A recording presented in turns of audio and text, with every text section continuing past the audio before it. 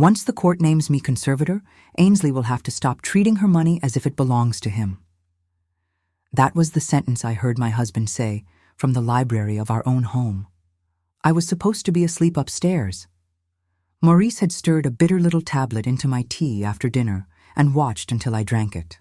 What he did not know was that I had held the tea in my mouth, excused myself, and spit it into the bathroom sink. So I was awake when he made the call. "Frawley still has the old records," he said. 10 years of them. She goes back behind those doors, I file the property petition, and by the time she understands what happened, I will be making every decision that matters. There was a pause. Then my husband laughed. "No, she will not fight. Women like Laura have been trained not to." I was 30 years old. I had been married for 6 months. I had already lost 10 years of my youth behind the locked doors of a private psychiatric hospital overlooking the Hudson River. And as I stood barefoot in that dark hallway, one hand over my mouth, I understood that Maurice had not married me in spite of my history. He had married me because of it. 3 weeks later, I was taken back through the same iron gates I had left the year before. My husband told the attendants I was confused. Dr. Frawley told them I was relapsing. 2 medical certificates waited on a clipboard.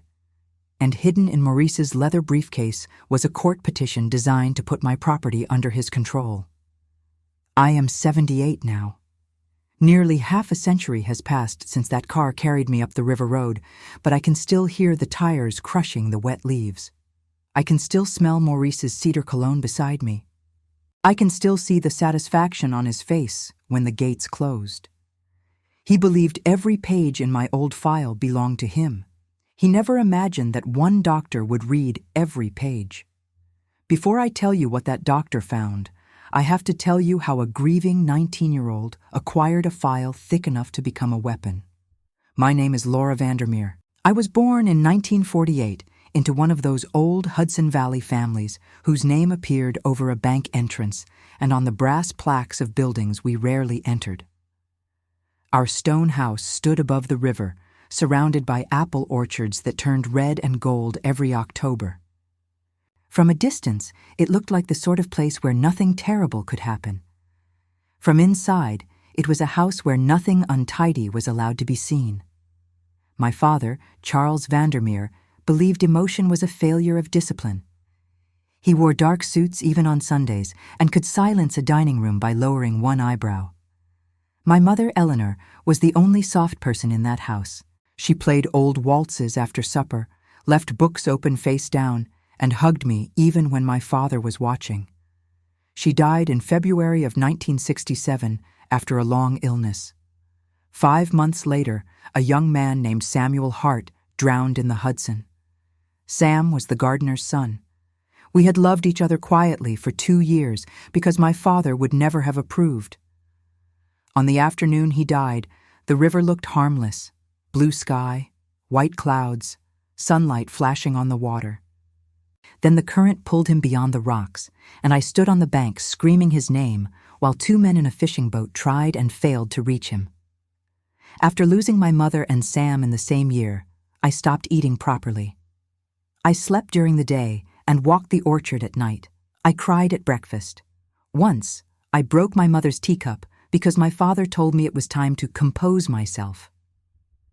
I was not pretending to be well. I was not well. I was severely depressed, underweight, and drowning in grief. What I needed was care, food, time, and treatment that included my voice. What I received was a plan made in a room I was not allowed to enter. Dr. Warren Frawley had been my father's physician for years. He also sat on the board of a private hospital called Riverbend House, 40 minutes north. A second doctor examined me for less than 15 minutes. He asked whether I wanted to die. I said I sometimes wished the pain would stop. He wrote down that I was a danger to myself. My father filed the application. Both doctors signed certificates. Dr. Frawley called the admission temporary. A few weeks of supervised rest, he told me. I entered Riverbend House on August 14, 1967. I left on September 2, 1977. 10 years and 19 days. The first morning, a nurse named Mrs. Bell brought oatmeal on a metal tray. My room had a beautiful view of the river, but the window opened less than 3 inches and the door locked from the outside. A white card on the bedside table described my right to ask questions about my status. Before I could finish reading it, Dr. Frawley took it from my hand. "Legal agitation will only delay your recovery," he said. "Your father has arranged the best care money can buy. Cooperate, and this will be brief." I believed him because I was 19, and he was a doctor. The first weeks became months. My weight returned, but my freedom did not. Every review described me as withdrawn when I was quiet and unstable when I protested. If I cried, the chart said I was emotionally dysregulated. If I did not cry, it said I had a flattened response. The language changed just enough to look new, but the conclusion never did. My father paid Riverbend House every quarter. He visited twice in the first year, once in the second, and never again. He answered official notices saying discharge to the family home was impossible. Without a home, an advocate I met briefly explained, the hospital could argue that continued care was the safest choice. I tried to request a hearing once. Dr. Frawley stood beside me while I wrote the letter. "You may send it," he said, "but your father will hear that you rejected treatment." I tore it in half. That is the part people misunderstand about cages. A locked door is only the beginning. The stronger lock is the fear that using your rights will prove the accusation against you. At Riverbend, I learned to make myself small. I folded towels in the laundry room. I watered the ferns in the day hall. I smiled during reviews and said I was grateful. A patient named Estelle Morgan taught me how to hide a pencil inside the hem of my robe so I could write at night. Estelle had lived there for 22 years when I met her. She heard voices no one else could hear, forgot names, and remembered every birthday. She was funny, generous, and more honest than most people outside those gates. I mention her because my story is not about being better than the other patients. It is about what happens when suffering is used as evidence that a person should no longer control her own life. Year after year, Riverbend renewed the same story about me. Then my father suffered a fatal stroke in the early summer of 1977. His attorney, Edwin Ainsley, became trustee of the inheritance my father had placed in my name. Mr. Ainsley was 63, narrow as a fence post, and so careful that he sharpened pencils over a wastebasket. He had known me since childhood, but he had never seen my hospital records. When Riverbend requested another year of payment from the trust, he asked for the legal and medical basis. Dr. Frawley sent a 6-page summary. Mr. Ainsley hired an independent psychiatrist. 6 weeks later, Riverbend discharged me. That should have told us both something. Instead, I was so desperate to begin living that I refused to look backward. I came home at 29 with 2 suitcases, $63 in cash, and no idea how to buy groceries without asking permission. The stone house belonged to the trust. So did the orchards, several commercial properties, and investments my father had accumulated. I could request money for my needs, but Mr. Ainsley controlled distributions and was required to protect the principal. It was an intelligent arrangement for a woman learning to live independently. It was also the reason Maurice Kessler chose me. I met Maurice at an autumn garden party hosted by a woman who had been a friend of my mother's. I almost did not go. Crowded rooms still frightened me, and I had not worn a dress with a zipper in 10 years. But I put on a blue wool dress, walked into that garden, and stayed even when every part of me wanted to run. Maurice found me beside the cider table. He was 38, handsome in a polished way, with dark hair and a voice that made every sentence sound private. He did not stare when someone whispered where I had been. He asked whether I preferred the Macintosh apples or the Cortlands. "The sour ones," I said. He smiled. "Good. Sweetness should have to earn its place." I remembered that line for years because it sounded wise. Later, I understood that Maurice collected lines the way other men collected cufflinks. He wore whichever one opened the door in front of him. He listened when I spoke about Riverbend. He asked careful questions. Who had signed the papers? Who managed my money? Did the trust belong entirely to me? At the time, I thought he wanted to understand the practical burdens of my life. He was studying the locks. We married in April of 1978 beneath the apple trees behind the stone house. I was 30. Maurice had known me for 7 months. Mr. Ainsley asked me to wait. "Affection that is real can survive another year," he said. I accused him of sounding like my father. Maurice held me while I cried and whispered that old men always called control protection. That sentence separated me from the one person positioned to protect me. After the wedding, Maurice began with small things. My reading glasses appeared in the icebox, where our housekeeper, Mrs. Collins, saw him find them. A lunch I had written on the calendar vanished from the page. He invited guests, then denied inviting them after I set the table. He moved my mother's bracelet from the jewelry box and found it 2 days later inside one of my shoes. Each time, his reaction was gentle. "You have been under strain, darling. Perhaps we should call Dr. Frawley. You know I only want you safe." He kept a notebook of my supposed incidents. I discovered it in his desk. There were dates, witnesses, and descriptions written in the language of a concerned husband. Some events had never happened. Others had been manufactured by him.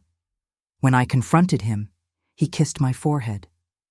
"You went through my private things, Laura. Do you hear how that sounds?" Then came the bitter tablet in my tea and the telephone call I was never meant to hear. Maurice's plan was more complicated than simply taking my bank book. The trust did not belong to him, and marriage gave him no automatic control. He intended to ask a court to appoint him conservator of my property under the law used in New York at the time. With Riverbend's records and Dr. Frawley's testimony, he would claim I could not manage financial decisions. Even then, Mr. Ainsley would remain trustee. So Maurice had prepared a second step. He had arranged for me to spend the rest of my life at a private residential estate owned through one of his business partners. As my conservator, he planned to demand enormous monthly distributions from the trust for my housing, treatment, transportation, and security. If Mr. Ainsley refused, Maurice's lawyer would ask the court to remove him for neglecting my care. He did not need to open the vault in one day. He intended to drain it politely, one approved expense at a time. After I overheard the call, I telephoned Mr. Ainsley from the kitchen the next morning. Maurice had already reached him. He had described me as sleepless, suspicious, and obsessed with money. When I said Maurice was plotting with Dr. Frawley, I heard the hesitation in the old lawyer's silence. "Laura," he said carefully, "are you safe at this moment?" I did not hear concern. I heard doubt. I hung up. 2 days later, Dr. Frawley arrived with another physician. Maurice had hidden my shoes. I received them only after the examination began, and by then I was shouting. They asked whether I believed my husband wanted my fortune. I heard him say it. Maurice lowered his head. Dr. Frawley wrote something down. They asked whether I had been taking the medicine prescribed for sleep. He put it in my tea without my consent. The second physician glanced at Maurice. Dr. Frawley wrote again. By evening, 2 certificates described a woman suffering from paranoid beliefs, refusing treatment, and becoming increasingly agitated. Maurice signed the application for my admission. At Riverbend, they removed my wedding ring, my belt, and the laces from my shoes. The same wax smell filled the corridor. The same river moved beyond the tall windows. Mrs. Bell, older now, recognized me and looked away. Maurice visited on the 3rd day carrying white roses. "Sign a temporary financial authorization," he said, "and I can bring you home." He placed a document on the table between us. I did not touch it. His pleasant face changed by less than an inch. "You are making this harder than it needs to be. You said I would not fight." For the first time, he looked frightened. He took the document and left without the roses. The following week, a copy of his court petition arrived at Riverbend. It asked that Maurice be appointed conservator of my property. Attached were his notebook, Dr. Frawley's statement, and selected pages from my old file. That file was now nearly 4 inches thick, and that thickness was Maurice's greatest advantage. People assume a large file contains a large truth. They rarely ask whether the same unproven sentence has simply been copied for 10 years. The person who asked was Dr. Carlos Reyes. Carlos was 33, born in Newark to Cuban parents who had arrived in the United States before he started school. He was a physician working with an outside review team that visited privately operated psychiatric facilities. He was not my psychiatrist. He did not prescribe my medicine, decide my privileges, or control my release. His assignment was to examine whether the medical record supported the legal status of several long-term and returning patients. Riverbend gave him summary pages. Carlos requested the complete files. Dr. Frawley refused. Carlos requested them again in writing. This time, the legal advocacy office supporting the review demanded that Riverbend comply. The hospital's own attorney advised Frawley not to obstruct an authorized inspection. That was the first thing about him that changed my life. Not charm, not rescue, persistence. He spent 2 nights reading my records in a basement office that smelled of dust and radiator heat. On the 3rd morning, he found a paragraph from my 1968 review describing persistent morbid fixation upon maternal loss, impaired judgment, and inability to plan for independent living. The identical paragraph appeared in 1971, again in 1974, again in 1976. Different dates, different signatures, the same misplaced comma. Then he found something worse. Maurice's notebook claimed he had witnessed my confusion and memory failures during March of 1977. Maurice and I had not met until October. Carlos kept reading. One of the certificates supporting my second admission referred to continued behavior observed during the past 18 months. The doctor who signed it had met me once for 12 minutes, 2 days before I was admitted. The file was not proof that I lacked capacity. It was proof that people had been copying one another. Carlos did not come to my room and tell me I was saved. He did something much more useful. He contacted the state legal advocacy office responsible for protecting the rights of patients in facilities like Riverbend. An attorney named Ruth Kaplan arrived the next afternoon. She met me without Maurice, Dr.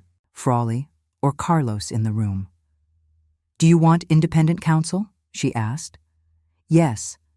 Do you authorize us to obtain the complete record and contact Edwin Ainsley?" "Yes." She placed the authorization form in front of me and explained every line before I signed. It was the first document anyone had asked me to understand before asking for my name. At my request, Carlos joined our next meeting. Ruth remained beside me the entire time. He asked only about dates, documents, and the order in which events had occurred. He offered no diagnosis and made no decisions about my treatment. Before he left, he closed the file and said, "Your account deserves to be checked against the record, not buried beneath it. If someone has ever used your confusion, your grief, or even your politeness as permission to make decisions for you, stay with me. And if stories about women reclaiming their own voice matter to you, subscribe to 65 and Sunny." Because finding the lie in my file was only the beginning. Proving who had put it there would cost more than any of us expected.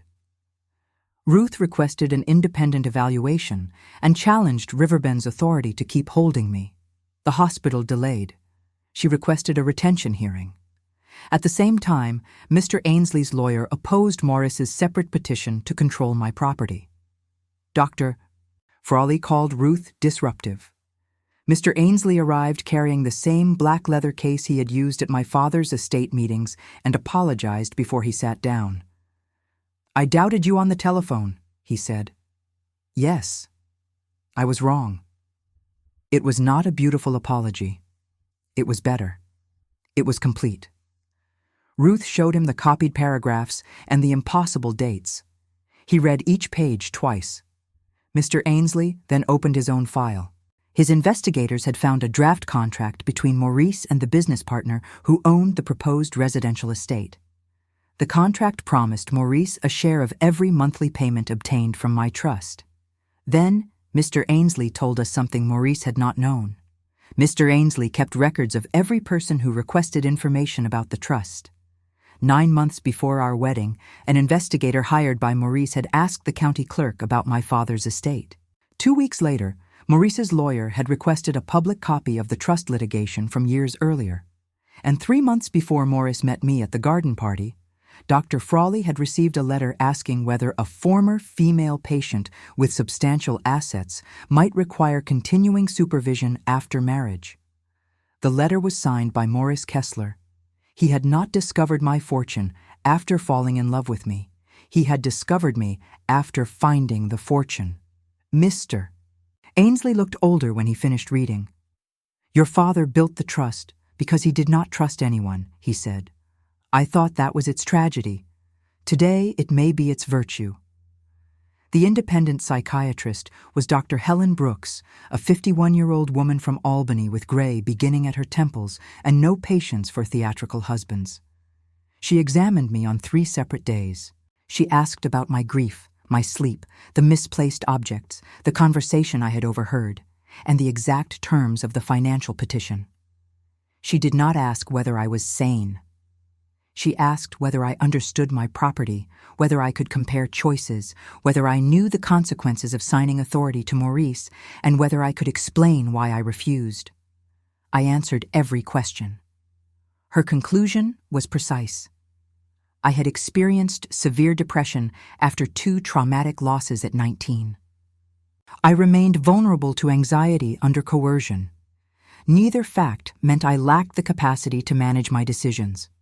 The evidence supporting my current confinement was unreliable, and the petition concerning my property relied on events that were demonstrably false. When Dr. Frawley read her report, he ordered my privileges reduced. That mistake ended him. Ruth documented the retaliation. Carlos supplied the review team's comparison of the copied records. Mr. Ainsley's lawyer obtained the pre-marriage letter from Frawley's office. A court ordered Riverbend to preserve every file connected to my admissions. Suddenly, people who had spent years writing about me had to explain their own words. Dr. Frawley claimed the repeated paragraphs were clerical shortcuts. Ruth asked, were the conclusions also shortcuts? He had no answer. The second certifying physician admitted that most of his information had come from Maurice and Frawley. He had not reviewed my old chart. He had not interviewed the housekeeper who supposedly witnessed my confusion. The housekeeper, once located, denied seeing any confusion at all. She had seen Maurice place my glasses in the icebox. The conservatorship hearing took place in a wood-paneled courtroom on a rainy Monday in March of 1979. Maurice sat across the aisle in a navy suit. He never looked at me. His lawyer described him as a devoted husband trying to protect a fragile wife. Then Ruth called me to speak. My knees shook as I walked forward. For 10 years, I had learned that raising my voice could be written down as illness. For 6 months of marriage, I had learned that contradicting a man could be called confusion. Every lesson in my body told me to sit down, smile, and let someone else explain me. I placed both hands on the rail. "Mrs. Kessler," Ruth said, "why did you refuse to sign your husband's authorization?" "Because I understood it." Maurice finally looked at me. I explained the trust. I explained the residential estate owned by his business partner. I explained the expenses he intended to charge and the threat to remove Mr. Ainsley. I repeated the sentence I had heard from the library. Maurice's lawyer objected. Ruth produced the letter written before our first meeting. The objection stopped. The judge denied Maurice's property petition and refused to appoint any conservator. Mr. Ainsley remained trustee under the existing terms of the trust. In the separate retention proceeding, Dr. Brooks's evaluation and the defective certificates left Riverbend unable to justify keeping me. The court ordered my release and directed the evidence concerning false statements to the proper authorities for investigation. 2 days later, after 5 months at Riverbend, I walked through the iron gates for the final time.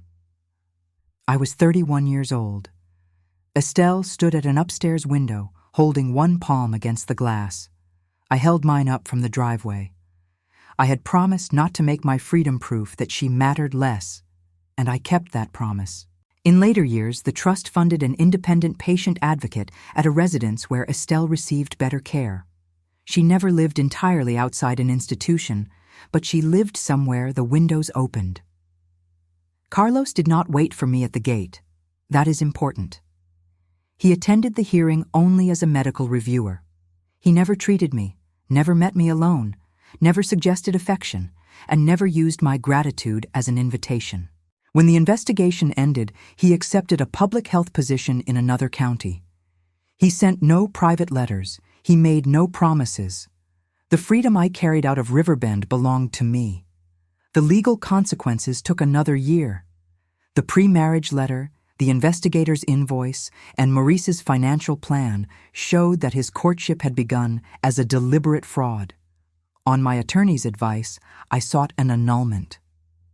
Maurice fought until the evidence became public, then withdrew his opposition. The court annulled the marriage. He received nothing from the trust. He lost the business arrangement behind the residential estate. Dr. Frawley resigned from Riverbend while the investigations proceeded. Several former patients obtained independent reviews of their own files. There was no dramatic arrest at the courthouse steps. Men like Maurice often imagine the absence of handcuffs means they escaped. But he lost the fortune, the social standing, and the obedient wife he had counted on. Most of all, he lost the right to tell the final version of my story. I spent the next 2 years learning ordinary freedom. I rented a small white house rather than returning to my father's stone one. I learned to drive. I chose my own doctor. I bought groceries on Thursdays and sometimes changed my mind on Fridays simply because I could. I attended a grief group at a church basement where no one treated sorrow as a confession. Mr. Ainsley taught me how the trust worked until I could challenge every figure in his ledger. With court approval where it was required, the trust sold the stone house and added an independent co-trustee. Protection would no longer mean secrecy. In October of 1981, I spoke at a public library event about patients' rights and coercive control. My hands trembled so badly that the pages rattled. When I finished, people stood. Carlos Reyes was in the last row. We had not spoken in 2.5 years. He waited until everyone else had greeted me. Then he approached with both hands visible and asked a question no man had ever asked me before. "Would you prefer that I leave?" I laughed. Not because it was funny, but because the choice itself felt extravagant. "No," I said. "I would prefer coffee." We went to a diner across from the library. He told me he had become a public health physician because he wanted to change systems before they reached a locked door. I told him the trust had sold the stone house and used part of the proceeds, at my request, to support independent legal advocacy. We did not speak of destiny. We spoke for 3 hours. He called 1 week later. Our first dinner became a second. By Christmas, I knew the sound of his laugh. By February, he knew I still woke frightened when keys turned in locks. He never told me that fear was irrational. He asked whether I wanted the bedroom door open or closed. We married in May of 1982 when I was 34. The ceremony took place in a small orchard behind my white house. Estelle attended with 2 staff members and wore a purple hat large enough to have its own weather. Carlos and I had 41 years together. He never claimed to have rescued me. When people thanked him for what he had done at Riverbend, he corrected them. "Laura used the evidence," he said. "I only read what others had ignored." He treated patients, trained young physicians, and kept an old copy of my first speech in his desk. I built a foundation that paid for independent advocates and second evaluations. We had arguments about money, paint colors, and whether tomatoes belonged in the refrigerator. We had a real marriage, which means it contained affection without obedience and disagreement without punishment. I lost Carlos 3 winters ago. He died at home with the bedroom door open and my hand inside his. I grieve him now without hiding the shape of it. Some mornings, grief is a quiet chair. Some nights, it is the old river rising. But I no longer confuse pain with incapacity, and I no longer let anyone else confuse them for me. Nearly half a century has passed since Maurice tried to use my history as a key to my fortune. The old manila file sits in my study now. 4 inches of paper, repeated phrases, borrowed conclusions, dates that do not agree. It once looked like an authority greater than my own voice. Now it looks like what it always was. Paper written by people, fallible people, frightened people, self-interested people, and eventually one careful person who read the whole thing. If I can leave you with one truth, let it be this. The people who love you will help you understand your choices. The people who want to control you will insist you have none. Has anyone ever tried to rewrite your reality because your silence benefited them? Tell me in the comments if it feels safe to do so. And tell me which state or country you are listening from tonight. I read your words from the same chair where I keep that old file, beside a window that opens as wide as I want it to. For 10 years, other people decided what my grief meant. For 6 months, a husband tried to decide what my life was worth. For the rest of my years, I decided for myself. Good night, my dears.